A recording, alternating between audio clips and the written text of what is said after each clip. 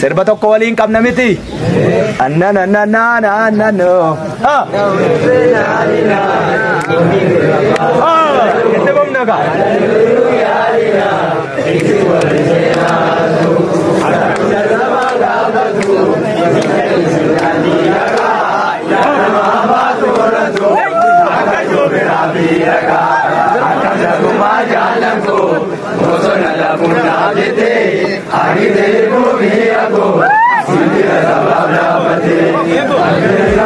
Benanina ilmi gurrabba sangatu adanu hiru yalina isi warri sena hatu gadisa sabab dabatu injalli sindandi haka yana mahamba turratu akka jobira firaka akkam naguma jalanko bosona labun abjete argite dipo firako sibjira sabab dabate